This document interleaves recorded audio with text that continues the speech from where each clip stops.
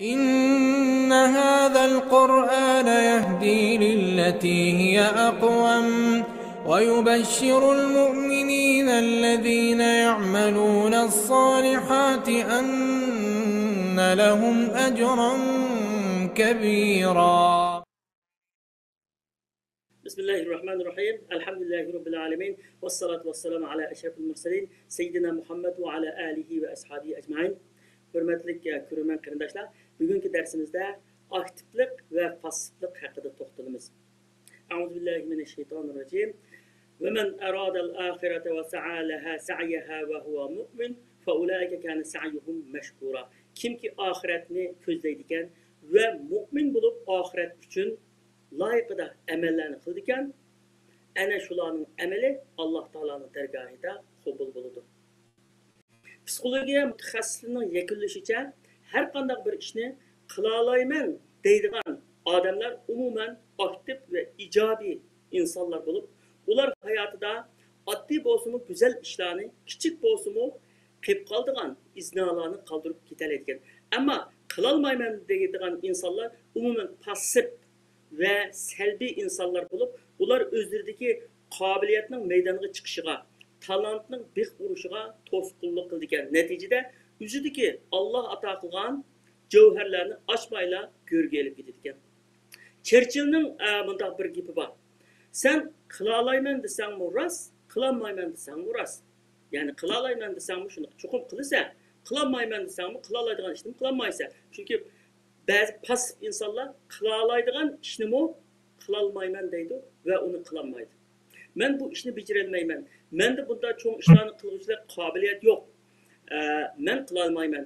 Men falonilardek emas, mening bo'g'inim mushu deganga o'xshash salbiy qanoat nurg'unlagan talantlarni o'ldirib tashlaydigan qotil. Alloh taolo insonlarga har xil qobiliyat, talant ve alohidliklarni ato qilgan. Masalan, birida bo'lgan alohidlik yana birisida bo'lmasa-mu, yani birisi de boğmadı, birisi de bak. Bütün insan şunda eziz, şunda insan, her bir insan öz aldığı bir dünya. O dünyanın içinde nurgun cevherler var. Ama onu keziş gerek. Efsus ki nurgun kişiler özü selbi kanaat sebeplik ne kabiliyetini, ne talantını oturuğa çıkaralmayı, yüzüge ve başkalarına kılçınıp yetküzelmeyi bu alemde ütüp gidiyor. Çünkü o kılanmayman diyenini kallasıqa kirgizip algan degen, aşu selbi kanaat bilen qanoatlanib dünyada shunday o'tdi. Bizning ulgimiz Hz. Muhammad sallallohu alayhi vasallam aktivlik ve ijobiylik babida sahobalarga ajoyib yaxshi o'lga edi. Alloh taolo qandaqla bir farzni, bir ishni buyursa, birinchi bo'lib uni qiladigan Muhammad alayhisalom edi. Qandaq bir ishdan to'ssa, birinchi bo'lib u ishdan qo'l uzadigan kishi Muhammad alayhisalom edi. Chunki Alloh taolo Qur'on Karimda va'mur ahlaka bis-salati vastabir alayha. Yani oilandagilarni namoz o'qishga buyurgun ve üzerine çidamlık boğun. Yani avval buyrukka üzem çidamlık bulap kılgın dep aynı ügetken sonra terbiyeleyen Resulullah sallallahu aleyhi ve sellem'le. Peygamber sallallahu aleyhi ve sellem sahabelerini aktiflikka ve icabilikka bek ündeydi. Allah Teala'nın Firdevs-i cennetini tileşki buyuruydu. Malum ki insanlar özlerindeki arzu tilekinin yukarı tüvellikine karab tirişidir. Mesela âli nesige erişmekçi boğan adam şunun layık tirişidir. Addi narsaga erishmoqchi bo'lgan odam azroq tirishidi. Firdavs jannatini talab qilgan kishi odatdagi jannatni talab qilgan kishidan bakroq amal qildi. Shunga payg'ambar alayhisolamdan sahobalar amallarning eng afzali qaysi? Alloh taologa eng yaqin amallar qaysi? Qanday qilsak Allohning muhabbatiga erishamiz? Qanday qilsak qiyomat kuni oxiratda o'zlari bilan bir yerda bo'lamiz deganga o'xshash savollarni Rasulullohdan jiq so'raydi. Chunki ularning shunday himmatli, shunday ijobiy ve shunday aktiv hamda shunda eng yaxshi ishlarni qilishni arzu qiladi. Payg'ambar sollallohu alayhi vasallam shuni deb beradi ularga. Payg'ambar alayhisalom Imom Muslim rivoyat qilgan bir hadisda iymonni bayon qilib, iymon 70 necha shaxcha. Yuqorisi la ilahe illallah, Allah'tan başka ilah yok degan şehadet kelimesi, tüyini yoldaki eziyetini elib etiştir deb ko'rsatgan. Bu hadisda imandan sanalgan narsa yolda kişilerge takışıdığan neslerini elib etişdeki fiil emas, belki aşı fiilini kıldırgan ruh. Yani insanların ziyan zahmetlerini tutuş ve onlara yaxşılık tileşine ibaret güzel ruh imanın cümlesini sanıldı. Peygamber Aleyhisselam bu hadiste yo'lda kishilarga taqishadigan narsani elib etishlik oddiy bir ijobiylikni, oddiy bir aktivlikni iymonning qatorida sanagan. Alloh taolaning ijobiy bandalarga beradigan mukofoti haqiqatan katta. Uni bu dunyoning oltin, kumushlariga, dollarlariga faqat qiyos qilib bo'lmaydi. Va ma indallohi xayru va abqa degan. Allohning dargohidagi mukofot hammadan yaxshi ve hammadan mangulikdir deydi. Alloh taolo bandaning niyatiga ve isl xislatiga qarab mukofot berdi. İşning cho'ng kichikligi muhim emas. Muhim bo'lgani yaxshi ishlarni qilishda aktiv ve ijobiy bo'lish. Ya'ni ko'p ibodatlarni qilish emas, ibodatlarni yaxshi amalni sifatli qilish shu muhim endi. Yuqorqi hadisdan yana dinning g'oyasi Alloh taologa iymon etish bilan maxluqotga yaxshilik qilishdan iborat ikki narsaga markazlashganligini tushunib o'tdi bu hadisdan.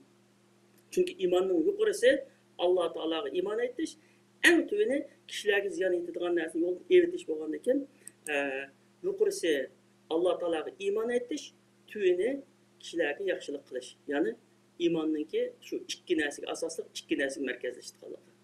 Endi aktiv ve ijobiy kishilarga beradigan mukofot haqida, ularning mukofoti haqida bunda qissalar bor. Masalan, o'tgan zamonda bir podshoh xalqini sinash uchun yo'lning chip o'tirsa, qap o'tirsiga bir yo'g'on bir toshni qapqab, kishilikni shuni qanday qildi deb yaqin bir joyda kuzatchilarni qilib qo'ygan. Qaranglar kishilarningki buningga mavqasi qanday bo'ladi deydi. Endi o yo'lni o'tirsa qilib qo'ygandan bu toshni har qanday odamga taqishidi, har qanday odamga qamlashmaydi. Shuna nurg'un tijoratchi odamlar o'tib ketib, qanday noahli qilib qo'yganda bu toshni bu yerda deb tillab qolib ketgan. Undan keyin bir odamlar, yana boshqa bir yoshlar kelib, "Ya bu faqat qamlashmabdiman, qanday qilgan-to bu yo'lni o'tirsa qilib ketibdi" deydi ekan. Yana birlari kelib, yana shunda binasi qilib ketgan. Shundan keyin bir dehqon kelib, gap qilmaylar, shu toshni elib o'tmoqchi bo'lib tirishibdi, ammo yo'g'on tosh bo'lgan kuchi yetmay, atrofdagilar kelib yordamlashib toshni yo'lning bo'yiga elib o'tibdi-da. Qarasa toshning ostida bir sanduq bor ekan. Bu sanduqning ichida bir qancha tilla bor ekan. U bir parcha xat bor ekan. U xatda podshoh yozib qo'yganki, podshohdan bu toshni yo'ldan elib o'tgan azimatga salom. Bu har qanday bir mushkuldan dardlanishning o'rniga uni hal qilishga tirishadigan har bir ijobiy insonga berilgan mukofotdir deb yozilgan ekan. İjobiy insonga. Endi hayotimizda nurg'unlagan krizislarga uchrab turamiz. Har xil krizislar bo'ladi. Agar biz dardlanishning o'rniga aktiv ve ijobiy bo'lib, masalani hal qilish tarafdori bo'lsak, nurg'unlagan qiyinchiliklarni nihoyat o'ng'ayla hal qilib ketalaymiz. Biz odatda nurg'un ishlarni ko'zimizda cho'ngaytiramiz. Ondan o'zimizni rostilla cho'ng mushkulga yo'liqqandek o'ylab dardlanib ketamiz. Agar ijobiy bo'lib, har ishning yaxshi tarafini o'ylab ish ko'rsak, nurg'unlagan yuklarimiz yengillashib qoladi. Endi aktiv energiya muvaffaqiyatning kapolati deymiz endi. Al-Mujtama deb bir bor arabcha. Bunu 2012-yillik 13 aprel sonida e'lon qilingan bir maqolada Fordning g'alabasi deb yozilganda maqolaning mazmuni, ya'ni temisi. Uni bunday yozgan endi. Eng qadimiy avtomobil Fordning ijodkori Henry Ford aslida bir elektr energiya shirkatida ishlaydigan oddiy bir ishchi ekan. O kunda 11 saat ishlash bedeliga $11 topadi ekan. Japolik ishlab kelgandan keyin uyning orqasida kichik bir kapis bor ekan. O'sha kapisga chiqib olib bir motor ijod qilatdim deb shu motor bilan 3-4 yil shu motor ijod qilaman deb endi qilib yurgan. Kunduzi vaqti yo'q, faqat shu kechasi qilgan. Bu ota-onasi bunu bu balam biraz saranglab qolgan o'xshaydi. Bu mumkin emas ishni qilyapti degan. Do'stlarim masxir qilgan. Faqat ayoli qila olaysan deb shu kechida qorong'uda shunda sovuq kunlarda chirog'ni tutib turib qilgan deb ayda yordamlashganda eng oxiri 4 yildan keyin Ford mashinaningki motorini ishlab chiqardi ekan. Ya'ni bozorga soldi ekan. Demak, uni bir ijobiylik. Ford, Henry Fordning o'zidagi ijobiylik, ayolidagi ijobiylik, ikki ish buni hal qilgan. Unga Thomas Edisonning lampochkaning qilni kashf qilish uchunmi 40 ming betlikdan ortiq xotir yozgan deydi. Lampochkaning qilni yasashga 5000 qatim muvaffaqiyatsizlikka uchragan deydi. Lampochka bugungi kunda hech bir hayron qolarlik emas. Ammo 1880-yillarning ilgari unda lampochka yo'q. O chog'da yay nurliq, bunda panar chiroq ish tutgan vaqtda bo'lgan ekan. Buningki shu qilni, shuningki lampochkani qilni topaman deb 5000 qatim 4999 qatim mag'lub bo'lib abdi. Ashuni eng oxiri uni ijod qilib chiqqanligi. Buni shu jarayonda kishilar bu sarang deyotgan. Hatto ba'zi olimlar matematikalik hisoblab chiqarib berib, bu mumkin emas qilgan ish emas, bu baka o'zini avar qilyotdi deyotgan. Lekin bu ijobiylik bilan, aktivlik bilan qarab masalaga eng oxir hal qilgan. Muxbirlarni kutib olish bir yig'inda Thomas Edisondan so'raydi ekanda, siz 4999 qatim mag'lubiyatga uchrabsiz debdikan. Kim sizga mag'lubiyatga uchrabdi dedi. Men shu 4990 dona shu xato qilni topdim. Eng oxir 5000-si to'g'ri qilni topdim. Uning hech qaysi mag'lubiyat emas deb. Shunga hayotda nurg'un ishlar, masalan, bir ishni amalga oshira olmaymiz. Amalga oshira olmaganda undan cho'ng dars olindi, ha, mana bunday qilsam bo'lgan deymiz. İkinci qatim yana amalga oshiramiz. Ham ma'nodagi masala nada deb masalani topamiz. Uningki shu o'zimizni to'liqlash uchun har bir qatimgi mag'lubiyatimiz muvaffaqiyat yo'liga silingan birdan ko'rikkan endi u. Tirishgan odamning qilgan ishining hech qaysi muvaffaqiyatsizlik mag'lubiyat emas. Chunki shu g'alaba qilish yo'lida silingan birdan ko'rib, birdan elingan tubsiz yo'l ekan. Shuningda yuqorqi g'alabalar men qila olmayman deb tishini tishlab ching turish natijasida kelgan. Endi qila olmayman deb o'rnidan turgan odamga Alloh taolaning yordam qilganligida hech qanday shak yo'q. Chunki inson o'ziga chiqaman deb shutuga chiqsa, Alloh taolo uni chiqarib qo'ydi. Ammo u medirlamay o'zining o'rnida turib, men osmonga chiqsam bo'ldi, o'ziga chiqsam bo'ldi, hech qanday ish qilmaydi. Shu ijobiy bo'lish kerak, salbiy bo'lmaslik kerak, salbiy qanoatlardan qutulish kerak. İnsan nurg'un ishlarni qila oladi. Dunyoda insonlarning hammasi bir-biriga o'xshaydi. Hammasida shu Alloh taolo ato qilgan aql bor.